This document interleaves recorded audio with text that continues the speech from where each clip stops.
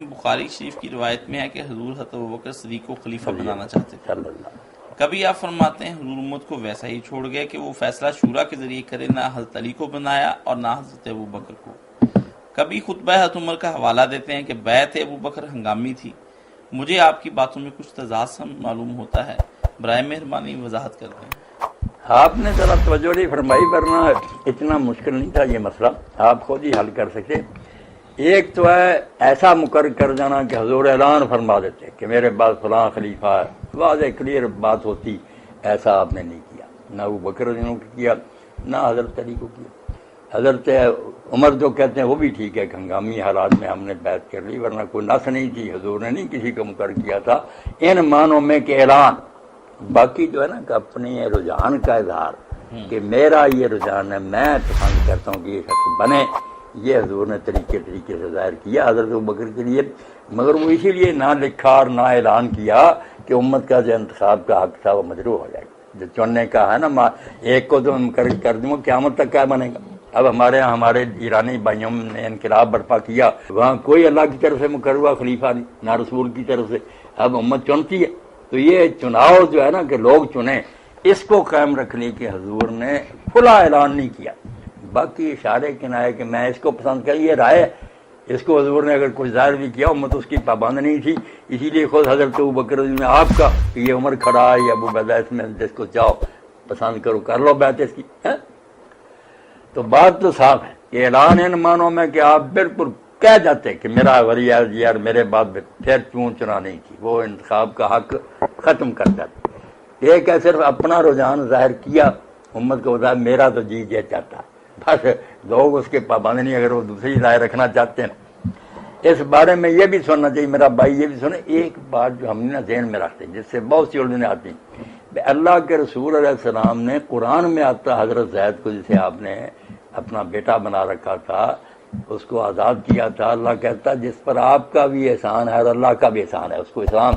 اس سے کہا کہ اپنی بیوی کو رکھ، طلاق نہ دے. یہ لفظ صاف حضور نے کہا، ہم سے کہہ کا زوجہ کو تک. مگر زید نے یہ مشورہ قبول نہ کیا اور طلاق دے دی. تو اس پر خدا ناراض ہوا، کوئی مذمت اس کی ہوئی نہیں ہے، بلکہ یہ لفظ فرمایا گیا کہ اللہ کا اس پر احسان ہے، آپ کا بھی. پتہ چلا کہ جب نبی کی حیثیت سے بولتا نا کہ یہ وہی ہے، اس وقت وہ بھی چون نہیں کر سکتا اور نہ کوئی امت کر سکتا. اس کے سامنے سرنڈر ہونا پڑتا سب کو، سب سے پہلے رسول اس کے سامنے جھکتا ہے. اور جہاں پھر یہ بات نہیں ہوتی، یہ بہت نازک بات ہے، مگر حضور کا کمال ہے کہ آپ کی زبان سے نکلتا تھا نا کہ وہی ہے. آپ ہی بتاتے تھے کہ یہ میری رائے ہے. اگر آپ اپنی رائے کو بھی کہہ دیتے یہ وہی ہے تو تباہ ہو جاتا سب کچھ. اب یہ لکیر کھینچنا اتنی دیانتداری اور اتنا خوف خدا پر مبنی کہ حضور سے جب پوچھتے تھے کہ یا رسول اللہ یہ وہی ہے کہ ہم نہ بولیں، یا آپ کا خیال ہے. جنگ خندق پر دیکھیں، بدر کے موقع پر کیمپ لگانے پر دیکھیں، آپ کہتے ہیں میرا خیال، تمہارا جی چاہتا مانو. اور لوگوں نے جو رائے دی حضور نے اپنی رائے چھوڑ کر اس کو قبول کیا. اس سے پتہ چلتا جو ہر بات میں ہم کہتے ہیں حضور نے یہ کہا تو فلاں صحابی نے نہ مانا.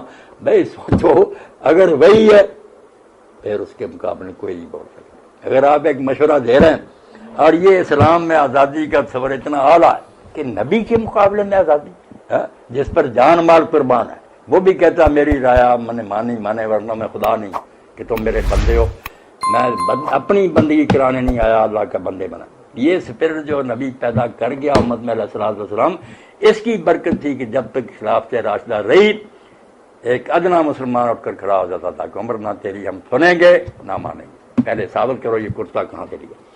کہ نبی کریم صلی اللہ علیہ وسلم نے شدت مرض میں یہ فرمایا تھا کہ لاؤ میں تمہیں کچھ لکھ دوں تاکہ میرے بعد گمراہ نہ ہو جاؤ، لیکن صحابہ کرام رضوان اللہ علیہم کے اختلاف کی وجہ سے وہ بات لکھی نہ جا سکی. کیا کسی حدیث میں صراحت ہے کہ آپ نبی کریم صلی اللہ علیہ وسلم کیا لکھوانا چاہتے تھے؟ یہ واقعہ تو ٹھیک ہے، لکھوانا جو چاہتے تھے نا وہ صحیح حدیثوں سے میں نے اپنے خطبے میں بیان کر دیا، حوالے دے دیے کہ آپ حضرت ابوبکر رضی اللہ عنہ کے بارے میں لکھوانا چاہتے تھے کہ میرے بعد یہ خلیفہ ہوں گے. یہ حدیث میں ہے، اس لیے ماننا تو ساری بات کو مانے، نہیں ماننا تو چھوڑیں، آدھی بات تو نہیں مانیں. یعنی حدیث میں یہ صراحت ہے کہ آپ حضرت ابوبکر رضی اللہ عنہ کے بارے میں. اس لیے ابن تیمیہ رحمۃ اللہ علیہ اور جیسے سفیان ابن جنا کہتے ہیں کہ نماز روزے کی باتیں نہیں تھی، یہ تو لوگ بھی بناوٹی بنا. مسئلہ تو خلافت ہی تھا، اس کے علاوہ کون سا معاملہ رہ گیا تھا؟ معاملہ خلافت کا تھا، مگر وہ خلافت کا چونکہ ذکر آیا کہ ابو بکر رضی اللہ عنہ کے لیے لکھنا چاہتے تھے، وہ بھی ساتھ ملاؤ۔ کہہ رہے تھے کہ جو نبی کریم صلی اللہ علیہ وسلم نے لکھنا چاہتا وہ مسئلہ خلافت ہی تھا، مگر حدیثوں میں یہ وضاحت ہے کہ وہ سارا میرا ایک پورا خطبہ اس پر میں نے حدیثوں کے بارے سے کہا کہ اپنی طرف سے کیا آرائی کرنے کی ضرورت نہیں۔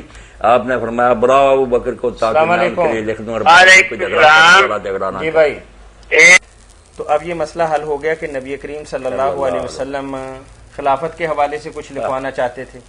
بس میں نے بات تو عرض کر دی کہ ماننا تو پورا مانو، اور اگر آپ کا جی نہیں چاہتا سرے سے کسے کو چھوڑے کہ نہ آپ نے کہا کر مانگا نہ یہ کوئی ماننا، تو پھر ساتھ ماننے کی آپ نے کہا ابو بکر کو بلاؤ میں اس کے لیے لکھ دوں تاکہ تمنا کرنے والا بعد میں کوئی تمنا نہ کرے۔